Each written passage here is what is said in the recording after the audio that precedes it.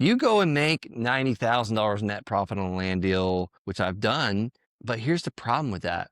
You start to change your lifestyle and you live as if you're going to have another one of those in 30 days from now. Hello, everybody, and welcome to Get Diversified. I'm your host, Jacqueline Landry, and I have a very cool guest here today to talk about land. His name is Brent Bowers. He's the Land Sharks, and I wanted to welcome Brent to the show. Hey, thanks, Jacqueline, for having me. This is exciting. I love teaching this. I love doing land deals. I just had a Facebook memory post from like 5 years ago. I love seeing those things from one of our land buyers talking about buying a piece of land from us. This is actually when I had my house buying website. It's funny. Brent Buys Houses Fast. They posted on that saying they were happy with their land they purchased from me. I struggled for a while to find what I wanted to do in real estate. And it finally came after trying a bunch of different paths. So I'm excited to chat with you today about it. Awesome. So let me start off by giving you a little more accolades than that. Let me introduce you properly. So Brent's an investor. Heck, I thought that was good enough. All right. So Brent's an investor and a coach with the focus on buying and selling vacant land. As an Army officer with over 8 years of experience, Brent was spending a great deal of time away from his family, like most of us, and he knew he needed to make some changes in order to be more present with his wife and his children. In a short period of time, Brent was able to expand his business, hire a team, and most importantly, spend quality time with his family while still working hard and helping others. While Brent invests in types of real estate, his favorite investment strategy deals with buying and selling vacant land. And he enjoys sharing his expertise in this area with his coaching clients. Brent chooses to live his life based on Bob Burg's quote, "Your influence is determined by how abundantly you place other people's interests first." He is passionate about helping other people find success in real estate investing, particularly in land investments. So I hope I did you justice now, Brent. You did. Wow. Incredible. That's more than what I need. I'm a pretty simple guy. And we look back on what we accomplished in 10 years, and it's just unbelievable. And I've heard Tony Robbins, I'll give him the credit for this, is we all overestimate what we can do in a year, but underestimate what we can do in a decade. And just looking back at all we've accomplished, and I say we because I've had so much help, so many people that have just helped me. I've paid a lot of people. I've had a lot of free help from people on podcasts and YouTube and, all these things. But it's amazing what we can accomplish. If it's our heart's desire and our will to do it, there's answers everywhere. And we don't even need to know the answers. A lot of times we just got to get through the day and focus on the day. They call that the present. Yep, for sure. So let's just jump right into this because this is a topic that I know very little about. We do own a piece of land, so I'm hoping you can give me some helpful hints as to what I could do. But let's just start off with the first things first. So what are the top 3 reasons why you love land? Yeah, it gives me financial freedom, which most people wouldn't look at land that way because I buy land and I'm immediately profitable. Number 2, it gives me time freedom because I get paid monthly on a lot of land that I sell. It's like owning a bunch of rentals that pay me monthly, and they never ask for any repairs because nothing can ever break on land. And then number 3 is geography freedom because I do this from all over the United States. I mean, like the biggest land deal I've ever closed, I think, was in Costa Rica while I was on a surf trip with me and my wife and brother-in-law and sister-in-law. So little things like that. And you're talking about Pennsylvania. I think one of my best land deals I've ever done was in Pennsylvania. I got some land for like $1,000 in Pennsylvania. I sold it to someone on a monthly payments. I sold all 3 parcels for 27 grand. Crazy, right? How would someone sell me $1,000 worth of land? Because they didn't see the value in it. They were behind on taxes. They didn't want it anymore. And then I sold it to someone else for 27,000 because I made the payments easy for them. And then the guy found my YouTube channel, and I always teach on my YouTube channel about what I do. And after he paid me thousands of dollars, so I'm now profitable in the land, he said, "You can have it back."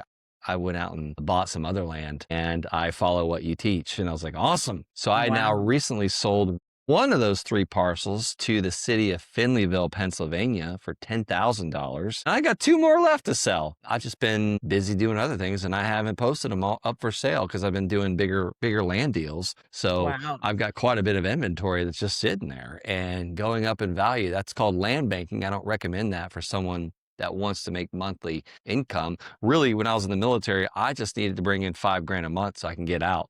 That's the only reason why I got into this. I didn't get into it to get wealthy. Right. Wow. So tell me a little bit about, so it's interesting. I was expecting you to say, yes, I sell land and then you get a chunk of money and then you move on to the next piece, like when you buy Yeah. and flip a house. But you're doing that on installments so that you get monthly Yes. distributions or you get monthly Yeah. payments. Okay. Well, you're So way what? over my head. Yeah, I sell it. I want to be the bank. I just want to collect payments. Does it always happen that way? No. A lot of times people will pay me cash for the land and I got to take that cash and go do something else with it or pay the IRS, which don't forget about the IRS. They still take, I got to do what you do where I put that money, that land money that I made into like a rental of some sort. So I still do buy rentals. I've just changed the rentals that I buy, like really low management ones, because if not, you're going to pay half that money to the IRS. Now, Right. in the beginning, I wasn't worried about that. I just needed to make money quick. And then the IRS partnership came later, which we're all partnered with the IRS. So you got to Yeah. pay the piper. Yeah, you gotta pay in one way, shape, or form. So how much of your monthly income is based on just like one-time sale versus you acting as a bank? Yeah, probably 90% of my monthly income comes from the monthly payments. Okay, About that's awesome. 21,000 a month is what we collect now. We were up to 44,000 at one time, but I really stopped focusing on the monthly sales, and I was doing larger projects, larger. And if we're just talking about vacant land now, 90% of that is the monthly payment. I've been doing some bigger land plays. I've been actually putting brand new mobile homes on some of my parcels of land. So I'm looking at that as a whole another income category Yeah. because it's not my regular simple. I call those simple land flips. Anytime I can be the bank, I make a load of money on interest, and it's low trickle money is what I look at. Like today, I logged into my Stripe and I saw where it's the first of the month and we got paid like almost 20 times. Yeah. $100 here, $97 there, 815 there, and then again today, multiple times on the second of the month, which is Yeah. nice. That really adds up. I love that. And I love how you're thinking about it from a monthly distribution, right? So I think a lot of people, when they talk about going into real estate, any kind of real estate, they first immediately think about wholesaling where they get a chunk of money and then now what? Or they do a fix and flip, they get a chunk of money and now what? Well, you got to do another one. If not, you're not going to be able to live because once you spend that money, you have to continue to work. So I love that you do that. That's one of the reasons that we buy and hold our rental properties is we love the income that comes in every month. Yeah, So, there's got to be an end in mind. If not, I don't care if you quit your job, you bought yourself another one. yeah, I have flipped about 40 something houses at this point, and it's a total job. yeah, Yeah, it's a great fulfilling to take a dump home and turn it into a beautiful home for somebody, but you got to go back to work. The second you leave that closing table, you better go out there and find another deal because here was the problem I see with most people, even guys doing big land deals. You go and make $90,000 net profit on a land deal, which I've done, but here's the problem with that. You start to change your lifestyle and you live as if you're going to have another one of those in 30 days from now. Sometimes it goes 3 or 4 or 5 months before that happens. So yeah, those small little nickels and dimes is what I call those $100 a day coming in or a couple $100 a day coming in. That's what keeps my lights on, and that's what keeps the food on the table and stuff like that. yeah. I So love you got to that. build both. I love that. I love that. So let's get into a little bit more. So when somebody's looking to buy land for the first time, give us some tips. Yeah, so how I started is not how I recommend most people start, and I've changed it quite a bit since I've started teaching other people how to do this. When you start teaching other people what you're doing, you get better yourself. Yeah. And I think that's why a lot of people teach, and I didn't understand understand that when I first started teaching. I just always wanted to be that person because I would go to these courses and these seminars as a high school kid. I'd max out a credit card to go to a 2-day real estate event. And I was like, one day I'm going to be that guy up there teaching this stuff and have all those rental properties. And I bought a bunch of rental properties. I'm doing my best to sell them right now and trade up 1031 tax exchanges. But I got to be that person. And I really enjoy it. But the tips. So I've got a land buying roadmap. It's my due diligence checklist as well. This is a free giveaway, a gift for anybody that wants to basically more land equity studio. Listening to this episode, go to the landsharks.com/DD. And that's my land buying roadmap. Those are 14 items like you want to check and make sure you know before you pull the trigger on buying a piece of land. And I will still wholesale parcels of land. I'll basically sell my contract to where I assign the contract as well. I'm not above that, guys. Anybody listening to this, I don't buy and sell all of it. Sometimes I don't have the money. Sometimes the money's spent or I got to get a lender. I don't use banks for any of this stuff. I use regular people to do my land transactions. So I'm always paying someone like 8, 9, 10, 11, 12% interest secured by the land. But the tips, let's get into it, how I'm doing it now. I like to find land that's in demand where it's actually selling. And then we go in and make offers via what I call my LOL, my land offer letter. So the more offers you can make, the better deals you're going to have. I prefer to have 10 deals to analyze than one deal where it's like, oh, it's not really a deal, but we're going to buy it because we need a deal. That is dangerous right there. You want to have 10 options. It's like the pretty lady at the bar. She's got 10 guys trying to buy her a drink, but she can only marry one. She can pick from which one's the best type thing. I want to be the pretty girl at the bar, literally, when I'm looking at all these 10 land deals to buy, because I'm going to throw the other 9 away or come back to them later and do the one that's the best deal for me today. When I started with tax delinquent land, people that were so far behind on land, garbage land, not accessible land, landlocked land, buildable land, which one man's trash